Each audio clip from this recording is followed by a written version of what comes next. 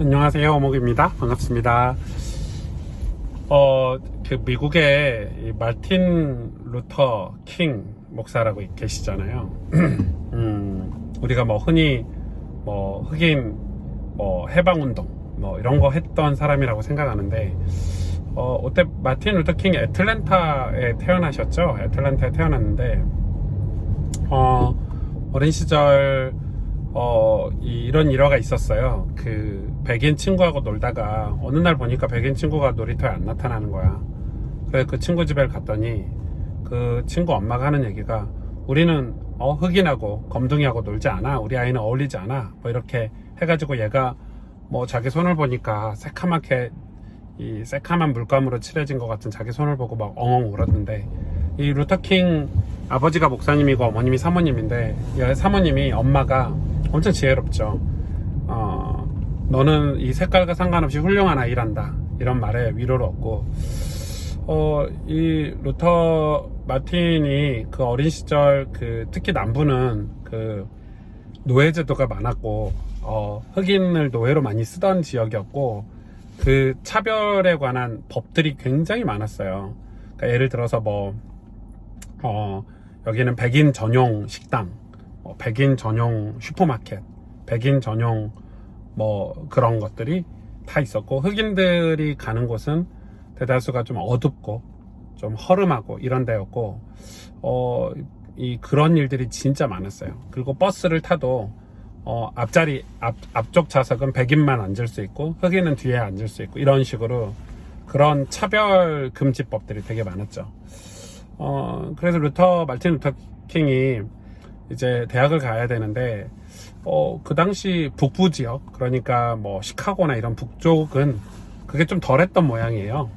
노예 제도도 없었던 거고, 정치적으로 또 차별에 관한 게 많지 않아서 북부로 가서 돈을 벌려고 일을 했는데, 거기는 너무 신기한 게 백인하고 흑인하고 같이 일도 하고 대가도 똑같이 해주고, 거기서 돈을 벌어서 대학을 갔고, 그리고 졸업해서 이제 목사가 됐는데, 마틴 루터 킹이 그냥 북부에서 목사를 하면 편하게 목회를 할 수도 있어요. 거기는 차별이 좀 덜하고 이러니까. 근데 굳이 남부로 다시 내려와야 되겠고, 이 남부에서도 가장 이 차별이 심하고 노예제도가 심한 지역으로 이제 목사를 하러 내려왔는데, 그래서 이제 마틴 루터 킹이 이제 그런 차별에 관한 반대의 목소리를 내려고 하는데, 그냥 내는 게 아니고, 사건이 있었지. 어떤 아주머니가 몸이 불편한데 버스를 탔어요. 그래서 앞자리에 앉은 거야. 빈자리가 많으니까.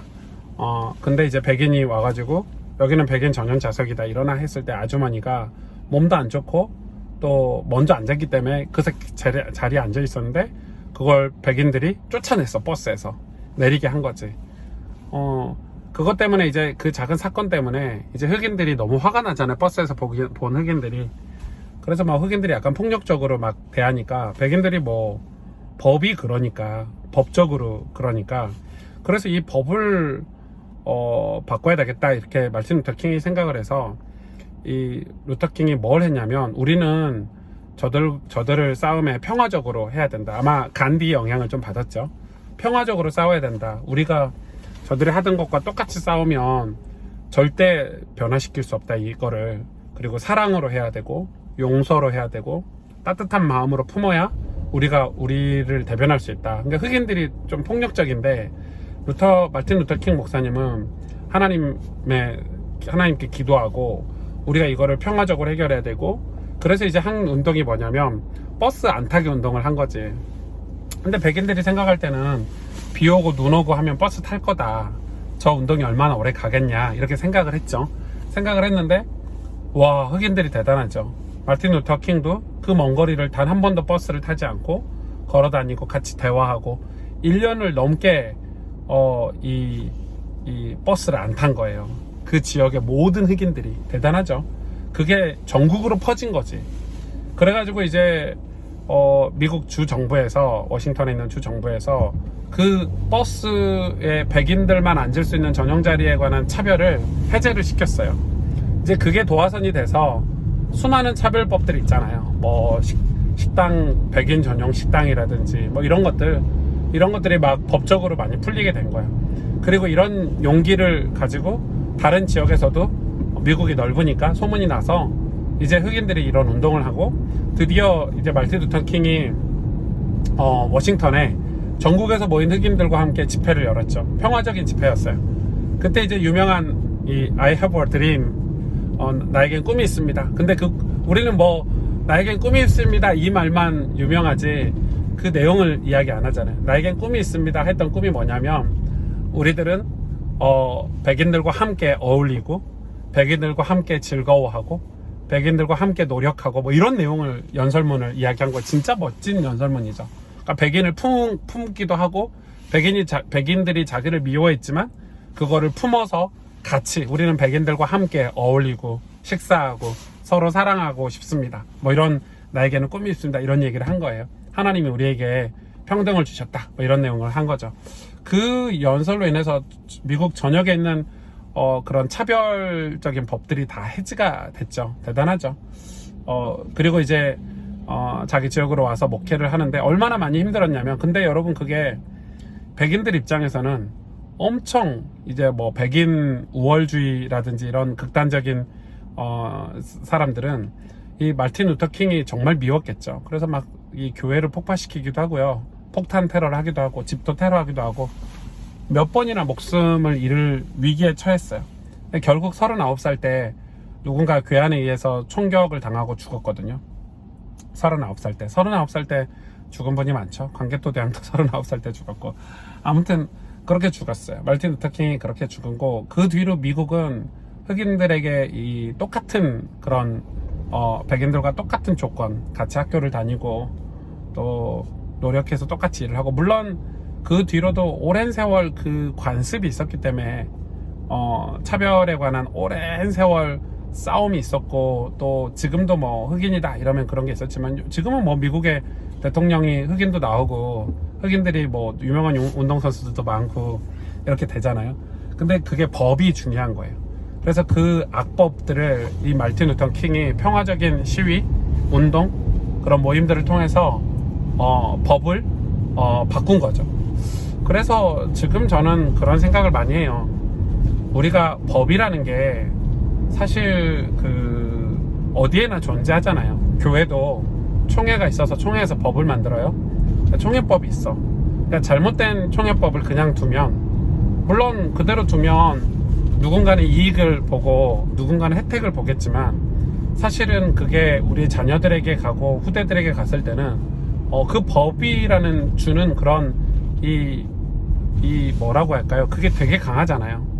지금 우리나라에는 수많은 법들이 많죠. 잘못된 법들도 많고 또 새로운 법들을 많이 만들려고 해요. 우리가 하나님 앞에서 크리스찬들이 그런 법에 대한 잘못된 법에 대한 평화적인 시위라든지 또 모임들이라든지 그걸 깨어있는 한 사람으로 인해서 선한 영향력이 있어서 우리 자녀들 세대 역사가 바뀌는 일들도 벌어졌다는 이 마틴 루터 킹의 이야기를 들으면 충분히 우리가 어떤 자세로 신앙생활을 해야 되는지 알 수 있다고 저는 생각해요. 그런데 많은 성도들이 교회를 다니면서 그걸 잘 모르죠. 우리 교단은 목사님들이 은퇴가 없는 법이 있어요. 그러니까 저도 목사 입장에서는 목사가 은퇴가 없고 뭐 노회에서 혹은 개별적으로 교회가 알아서 해라 이런 게 있는데 목사님들이 은퇴라는 법이 없으니까 목사님들이 80살이 되고 90살이 돼도 목회를 계속 하고 있는 거야. 그러면은 본인들은 뭐 좋을 수 있고 저도 목사 입장에서는 진짜 좋은 법이네. 와 나는 내가 은퇴하고 싶을 때 은퇴하면 되겠네 이럴 수 있잖아요. 근데 그게 얼마나 악법이에요. 목사님들이 욕심이라는 게 사람이 나이가 들어가면 생기는 거고 그래서 그런 법들이 나중에는 악법이 되는 거지. 병 걸려서 뭐 혹은 정신적으로나 멘탈적으로나 나이가 들어서 판단력이 흐려지면서 목회를 계속 하고 계시면 그 목회가 건강하게 체인지가 되고 후대가 세워지고 목회 후임자가 세워지고 그리고 그 후임자가 잘하는지 건강할 때 뒤에서 멘토 역할을 해줘야 되고 이게 선순환이 돼야 되잖아요. 그런데 이제 그런 게 만약에 없다고 생각하면 아 진짜 우리 교회 미래가 진짜 없겠다. 안 그래도 교회가 욕먹는데 무슨 대기업처럼 회장님 죽을 때까지 회장하고, 그거는 개인 사유 기업이니까 그렇게 할 수 있다고 하는데 교회는 개인 사유 기업이 아니잖아요. 그래서 물론 평균 수명이 늘어난 건 있어. 예를 들어서 뭐 우리가 요즘은 100세 시대라고 해. 그러면 법을 최대한 잘 만들어서 뭐 은퇴 나이를 뭐 65세면 70세다, 뭐 75세다, 아니면 은퇴 이후에는 뭐 1년 단위로 교회가 계약을 한다, 뭐 이런 건강한 법들이 교단마다 있어야 된다고 생각이 들어요. 그런데 우리는 그런 거에 대해서 별로 목소리를 내지 않아. 왜냐면은 그 법 자체를 이제 목회가 얼마 안 남으신 나이 드신 목사님들이 만들었기 때문에 자기들은 더 목회를 하고 싶으니까 법을 그렇게 문제 풀어버리는 거지. 그러면 건강하게 후대가 교회 후임으로 세워지지 못하고 악순환이 되니까 문제가 많겠죠. 저는 이런 법들이, 물론 예를 든 건데 지금 교회 안에도 저는 그럴 수 있다고 생각이 들어요. 법이라는 거는 국가도 그렇고 법은 굉장히 중요해요. 근데 좋은 법과 악법이라는 게 있잖아요. 예를 들어서 지금 우리나라가 뭐 차별금지법을 통과시키려고 해요. 근데 그거는 조금 다른 내용이야. 그 마틴 루터 킹이 했던 것과 다른 내용이야. 그 사람들은 흑인이고 백인 그런 차별이었지만 지금은 뭐 동성애자라든지 우리가 생각했을 때 비정상적인 성 개념을 가진 사람들을 똑같이 대우를 해달라는 거지. 그래서 그런 사람들이 뭐 정치도 하고 뭐 게이나 뭐 동성애자들이 뭐 레즈비언이나 이런 사람들이, 비정상적인 사람들이 사회 지도자가 되면은 우리 자녀들은 얼마나 혼란스럽고, 우리가 오랫동안 싸우고 노력하는 우리 가정을 보호해야 되고 우리 자녀들의 그런 가치관과 인식을 보호해야 되는 책임이 있는데, 그래서 기독교인들이 길거리에 나가서 차별금지법을 반대하고 싸우는 거예요. 그러니까 그거에 대해서는 우리가 딱 봤을 때 그거 뭐 너무 정치적인 거 아니야? 그건 정치적인 게 아니고 누군가는 선한 영향력을 끼쳐야 되는 거예요. 그렇지 않고서는 그게 작은 법이 하나만 바뀌잖아요. 그러면 그건 별거 아니라고 생각하고 법이 법 바꾸면 되지 하는데, 그 작은 법이 전체에 끼치는 영향은 굉장히 심하다고 생각이 들고, 한 번 바뀐 법은 잘 바뀌지도 않고. 그래서 오늘 제가 마틴 루터 킹 얘기를 여러분에게 전해드렸는데, 우리가 싸울 수 있는 건 싸워야 되고 목소리를 내는 건 내줘야, 설령 그 사람들이 우리에게 폭탄 테러를 하고 좀 싫어할 수도 있고 하지만은 이게 하나님 앞에서 바른 건지 틀린 건지, 그리고 바른 거라면은 우리가 목소리를 내주는 게 맞겠구나, 그게 목회자로서는 양심적인 일이고 바른 일이겠구나, 이런 생각을 요즘 많이 하고 있어요. 제 유튜브에서도 가끔 제가 이런 얘기들도 하는데 굉장히 중요하다고 저는 생각해요. 굉장히 우리 목회자, 우리 세습법 이런 게 통과돼 가지고 그게 불법으로 지금 됐는데 이제 합법화 하려고 하는 교단들도 많잖아요. 왜냐면 목사님들이 자기가 개척해서 나이가 들어서 자기 아들이 목사가 돼서 아들한테 이렇게 물려주고 싶은 거지. 근데 저는 조금 반대긴 해. 왜냐면 아들이 괜찮게 성장을 했어. 목회자 아들이 괜찮은 목회자가 됐으면 다른 목회자들과 경쟁해서 후임할 수도 있고, 굳이 괜찮게 성장한 목회자들이 꼭 그 교회를 맡을 필요는 없잖아. 또 개척해서 목회를 하면 되니까. 그러니까 이런 이 것들이 있다고 생각이 들어요. 그러나 그 세습법이라는 게 통과가 되면 다들 아들한테 물려주려고 할 거 아니야. 근데 그게 얼마나 웃겨요. 교회가 무슨 개인 사유 기업도 아니고. 그래서 우리가 그런 부분에 있어서 좀 깨어 있어야 되고, 깨어 있고 이야기를 해줄 수 있는 그런 건강한 구조가 우리에게 좀 있어야 된다고 생각이 들어요. 네, 화면이 되게 흐리죠. 네, 햇빛이 비쳐가지고. 네, 그래도 목소리가 전달됐을 거라고 생각이 들어요. 여러분 안녕.